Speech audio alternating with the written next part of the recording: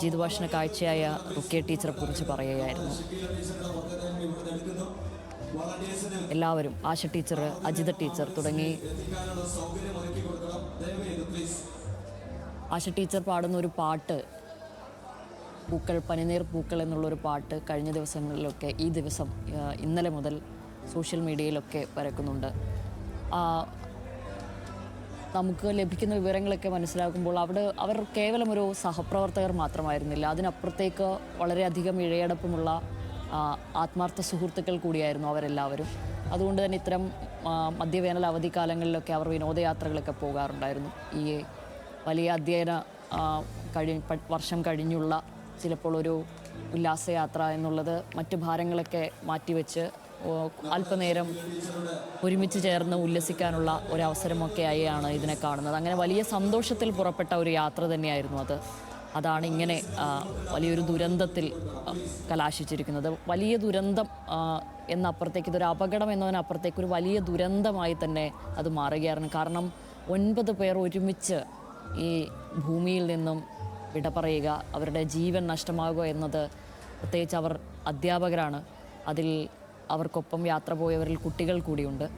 അവർ വിട പറയുക എന്ന് പറയുമ്പോൾ, ഒരു സ്കൂളിൻ്റെ ഭാഗമായി നിന്നവർ വിട പറയുക എന്ന് പറയുമ്പോൾ നമുക്ക് ഊഹിക്കാനപ്പുറത്തേക്കുള്ള നഷ്ടം തന്നെയാണത്. ഒരു അപകടവും ചെറുതല്ല, ഒരു അപകടവും മറ്റൊരപകടവുമായി താരതമ്യം ചെയ്യാനുമാകില്ല. എങ്കിൽ പോലും പല അപകടങ്ങളും കാണുമ്പോൾ തന്നെയും മലപ്പുറത്തെ ഈ അമ്പലപ്പറമ്പ് ഗവൺമെൻറ് ഹൈസ്കൂളിൽ സംഭവിച്ചിരിക്കുന്നത്, അവിടുത്തെ വിനോദയാത്രാ സംഘത്തിന്, അവിടുത്തെ അധ്യാപകർക്ക് സംഭവിച്ചിരിക്കുന്നത്, നമ്മളെ സംബന്ധിച്ച് അത് ആലോചിക്കുമ്പോൾ അത്രയധികം ദുഃഖമുള്ള ഒരു കാര്യമാണ്, തീരാ നഷ്ടമാണ്. അതൊരു വലിയ ദുരന്തം, മനസ്സിനെ മരവിപ്പിക്കുന്ന തരത്തിലുള്ള ഒരു അപകടമായി അത് മാറിയിരിക്കുകയാണ്.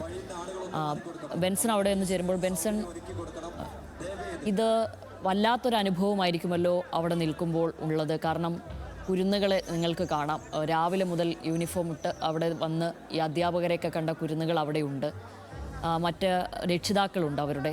മാത്രവുമല്ല അവിടുത്തെ നാട്ടുകാർ ഉണ്ട് അവിടെ, മറ്റ് അടുത്ത നാടുകളിൽ നിന്ന് അങ്ങോട്ടേക്ക് ഒഴുകിയെത്തിയവരുണ്ട്.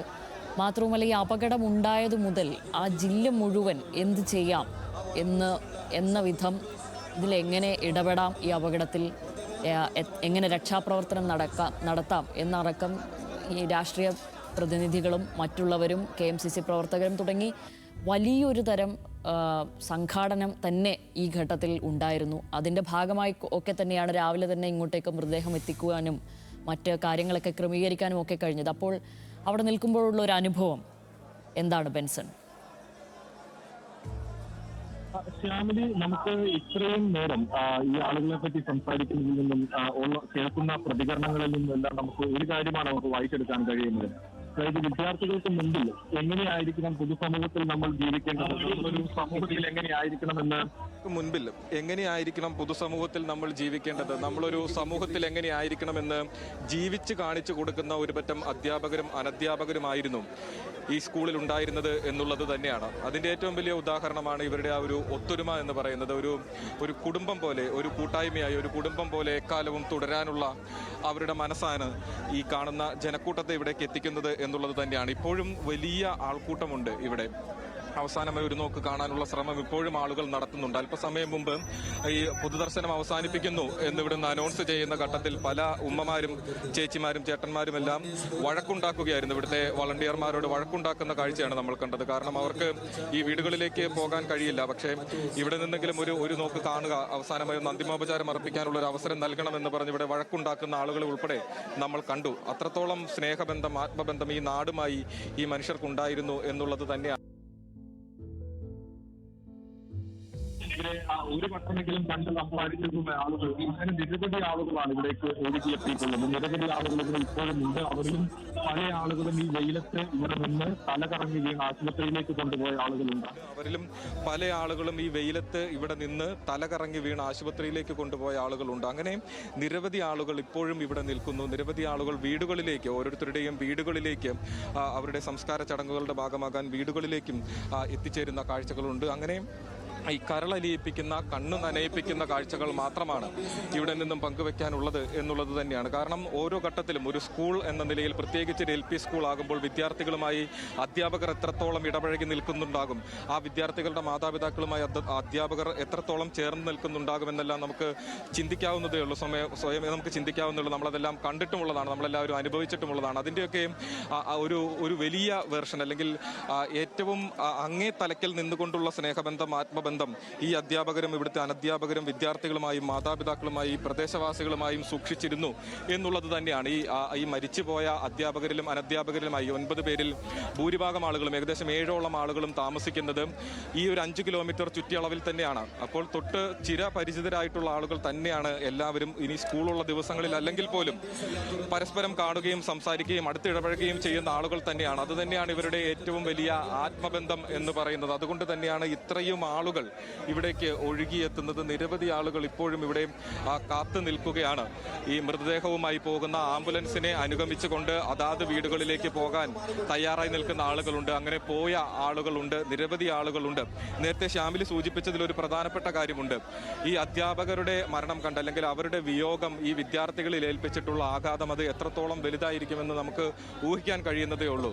നേരത്തെ മന്ത്രി ശിവൻകുട്ടിയുടെ പ്രതികരണത്തിൽ അദ്ദേഹം പറഞ്ഞിരുന്നു, ഈ വിദ്യാർത്ഥികൾക്ക് കൗൺസിലിംഗ് ഉൾപ്പെടെ ഏർപ്പാടാക്കും, അതിനു വേണ്ടിയിട്ടുള്ള സൗകര്യം വിദ്യാഭ്യാസ വകുപ്പിന്റെ നേതൃത്വത്തിൽ ഏർപ്പെടുത്തുമെന്ന് വിദ്യാഭ്യാസ മന്ത്രിയുടെ ഒരു പ്രതികരണം ഉണ്ടായിരുന്നു. അതെല്ലാം അത്രത്തോളം അനിവാര്യമാണ്. ഈ വിദ്യാർത്ഥികളെ സംബന്ധിച്ചിടത്തോളം അവർക്ക് ഏറ്റവും പ്രിയപ്പെട്ട, അവരുടെ കുടുംബത്തിൽ ഒരാളെ പോലെ കരുതിയിരുന്ന അധ്യാപകരെയാണ് അവർക്ക് നഷ്ടപ്പെട്ടിട്ടുള്ളത്. അപ്പോൾ ഈ വിദ്യാർത്ഥികളെ സംബന്ധിച്ചിടത്തോളം അവരുടെ മനസ്സിനേറ്റിട്ടുള്ള ആഘാതം അത്രത്തോളം വലുതായിരിക്കും. അപ്പോൾ മാനസികമായി ഒരു തരത്തിലും അവർക്ക് ഈ വിയോഗങ്ങളെ ഉൾക്കൊള്ളാൻ കഴിഞ്ഞിട്ടുണ്ടാകില്ല. അതുകൊണ്ട് തന്നെ അവർക്ക് ആ നിലയിൽ ഒരു സപ്പോർട്ട്, ഒരു മാനസിക പിന്തുണ ലഭ്യമാക്കേണ്ടതുണ്ട്. അത് മന്ത്രി ശിവൻകുട്ടിയുടെ ഭാഗത്ത് നിന്നും ആ നിലയിലുള്ള ഒരു പ്രതികരണം ഉണ്ടായിരുന്നത്. കൃത്യമായും ആ നിലയ്ക്ക് തന്നെ വിദ്യാർത്ഥികൾക്ക് ആ പരിഗണന നൽകി പോകേണ്ടതുണ്ട് എന്ന് തന്നെയാണ് നമ്മൾ മനസ്സിലാക്കുന്നത്. മാത്രമല്ല, ഈ അധ്യാപകരെ സംബന്ധിച്ചിടത്തോളം ഇനി ഒരു അധ്യാപികയും ഒരു അനധ്യാപകനും മാത്രമാണ് ഈ സ്കൂളിന് അവശേഷിക്കുന്നത്. അവർക്ക് അവരുടേതായിട്ടുള്ള പേഴ്സണൽ ആയിട്ടുള്ള ചില കാരണങ്ങൾ കൊണ്ട് മാത്രമായിരുന്നു അവർക്ക് ഈ ഒരു യാത്രയിൽ പങ്കെടുക്കാൻ കഴിയാതിരുന്നത്. അവരെ സംബന്ധിച്ചിടത്തോളം എത്രത്തോളമാണ് അവർക്കുണ്ടായിട്ടുള്ള വേദന, അവരുടെ മനസ്സിനേറ്റിട്ടുള്ള ആഘാതം എത്രത്തോളം എന്ന് അവരുടെ പ്രതികരണങ്ങളിൽ നിന്ന് തന്നെ, ഇന്നലെ രാത്രി തന്നെ അവരുടെ പ്രതികരണങ്ങളിൽ നിന്ന് നമ്മളിതെല്ലാം കണ്ടതാണ്. അപ്പോൾ വലിയ പിന്തുണ ഈ സ്കൂളിലെ വിദ്യാർത്ഥികൾക്ക്, ഇപ്പോഴുള്ള അധ്യാപകർക്കെല്ലാം തന്നെ നൽകേണ്ടതുണ്ട്. അവരെ സംബന്ധിച്ചിടത്തോളം അത് നൽകുന്നുണ്ട്. അത് ഈ നാട് നൽകുന്നതിന്റെ നേർക്കാഴ്ചയാണ് നമ്മളിവിടെ കണ്ടുകൊണ്ട് നിൽക്കുന്നത്. ഒരു സ്കൂൾ എന്നതിലുപരി ഒരു വലിയ ഒരു കൂട്ടായ്മയ്ക്ക് നാട് നൽകുന്ന ഒരു ആദരവ്, നാട് നൽകുന്ന ഒരു ചേർത്തുപിടിക്കൽ ഒക്കെയാണ് നമുക്കിവിടെ കാണാൻ സാധിക്കുന്നത്. എന്താണെങ്കിലും പൊതുദർശനം പൂർണ്ണമായും തന്നെ അവസാനിക്കുന്നു എന്നുള്ളതാണ്. എല്ലാ മൃതദേഹങ്ങളും ആംബുലൻസുകളിലേക്ക് മാറ്റിയിട്ടുണ്ട്. അത് അതാത് വീടുകളിലേക്ക്, ആളുകളുടെ വീടുകളിലേക്ക് മാറ്റുന്ന കാഴ്ചയാണ് ഇപ്പോൾ കാണുന്നത്. അതിനുശേഷം വീടുകളിൽ മതാചാരപ്രകാരമുള്ള ചടങ്ങുകൾ ഉണ്ടാകും. അതിനുശേഷം അവരുടെ സംസ്കാര ചടങ്ങുകളിലേക്ക് കടക്കും. നേരത്തെ സൂചിപ്പിച്ചത് തന്നെയാണ്, അധ്യാപകനായിട്ടുള്ള അബ്ദുൾ മജീദിന്റെയും ഭാര്യ റുഖിയുടെയും മൃതദേഹങ്ങൾ സംസ്കരിക്കുന്നത് പാങ് മാട്ടാത്ത് ജുമാ മസ്ജിദ് ഖബർസ്ഥാനിലാണ്. അവിടെയാണ് ഇരുവരുടെയും മൃതദേഹം സംസ്കരിക്കുക. അധ്യാപികയായിട്ടുള്ള റംലയും സാജിദയും ഷക്കീനയും, അവർ 3 പേരും ഇവിടെ തൊട്ട് സമീപത്ത് തന്നെ താമസിക്കുന്ന ആളുകളാണ്. അവരുടെ സംസ്കാരം നടക്കുന്നത് പാങ് വലിയ ജമാഅത്ത് പള്ളിയിലാണ്. അവിടുത്തെ ഖബർസ്ഥാനിലാണ് അവരുടെ ഖബറടക്കം നടക്കുക. പ്രധാനാധ്യാപികയായിട്ടുള്ള അജിത, അവരുടെ വീട് അല്പം ദൂരെയാണ്, ഷൊർണൂർ ശാന്തി തീരത്തിലാണ് അവരുടെ മൃതദേഹം സംസ്കരിക്കുക. അതോടെ തന്നെ അധ്യാപികയായിട്ടുള്ള ആശ അവരുടെ കൊളത്തൂർ തറവാട്ട് വീട്ടിലാണ് അവരുടെ മൃതദേഹം സംസ്കരിക്കുക. അതോടൊപ്പം തന്നെ അധ്യാപികയായിട്ടുള്ള സുഹറയും അവരുടെ മകനായിട്ടുള്ള ഹാഷിമും, ഇരുവരുടെയും മൃതദേഹം സംസ്കരിക്കുന്നത് ഈസ്റ്റ് പാങ് ജുമാ മസ്ജിദിലാണ്. അങ്ങനെ വിവിധ ഇടങ്ങളിലേക്ക് ഇവരുടെ മൃതദേഹം, ഈ മരിച്ച ആളുകളുടെ എല്ലാവരുടെയും മൃതദേഹം തിരികെ ആംബുലൻസുകളിൽ കയറ്റി സംസ്കാര ചടങ്ങുകൾക്കായി അല്ലെങ്കിൽ അവരുടെ വീടുകളിലേക്ക് കൊണ്ടുപോയിട്ടുണ്ട്. ഇവിടുത്തെ പൊതുദർശനം പൂർണ്ണമായും തന്നെ അവസാനിച്ചിട്ടുണ്ട് എന്നുള്ളത് തന്നെയാണ്. നമുക്കറിയാം, ഇന്നലെ ഈ ഒരു അപകടം ഉണ്ടായി എന്നറിഞ്ഞ ആദ്യഘട്ടം തൊട്ട് തന്നെ ഈ സ്കൂളിലേക്ക് എത്തിച്ചേർന്ന നിരവധിയായിട്ടുള്ള നാട്ടുകാരുണ്ട്, സാമൂഹ്യ പ്രവർത്തകരുണ്ട്, രാഷ്ട്രീയ പ്രവർത്തകരുണ്ട്. അവരെല്ലാവരും അവരുടെ ഒരു മികച്ച സംഘാടനം തന്നെയായിരുന്നു ഇവിടെ നമുക്ക് കാണാൻ സാധിച്ചത് എന്നുള്ളത് തന്നെയാണ്. ഇത്രയും ആളുകളെ ഈ പൊതുദർശനം അടക്കമുള്ള പൊതുദർശനം ഇപ്പോൾ പൂർത്തിയായിട്ടുണ്ട്. നിലവിൽ അവിടെ നിന്ന് ആളുകൾ ഒഴിയുകയാണ്. ഇനി അവരവരുടെ വീടുകളിലേക്ക് അവരെത്തിക്കുകയും അവിടെ അവരുടെ ബന്ധുമിത്രാദികൾ കാത്തിരിക്കുന്നുണ്ട്.